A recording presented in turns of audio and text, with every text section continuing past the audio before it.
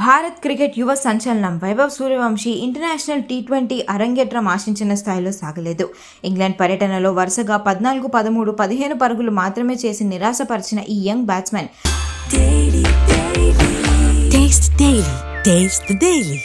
ఇప్పుడు తన తప్పులను సరిదిద్దుకొని కంబ్యాక్ ఇవ్వడానికి సిద్ధమవుతున్నాడు.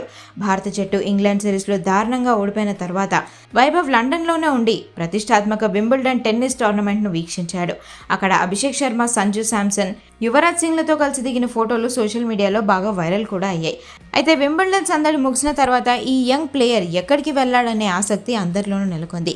ఈ క్రమంలో రాజస్థాన్ రాయల్స్ ఫ్రాంచైజీ ఒక ఆసక్తికర వీడియోను షేర్ చేసింది. నాగ్పూర్లోని టీమ్ హై పర్ఫార్మెన్స్ సెంటర్కు చేరుకున్న వైభవ్కు ప్లేయర్స్, సపోర్ట్ స్టాఫ్ 2 వరుసలుగా నిలబడి ఘనంగా గార్డ్ ఆఫ్ ఆనర్ ఇచ్చి స్వాగతం పలికారు. ఈ వీడియోకు బ్యాక్ టు వర్క్ అనే క్యాప్షన్ పెట్టింది రాజస్థాన్ రాయల్స్. వైభవ్ పట్ల ఆర్ఆర్ చూపిస్తున్న ఈ నమ్మకం ఫ్యాన్స్ను విపరీతంగా ఆకట్టుకుంటోంది.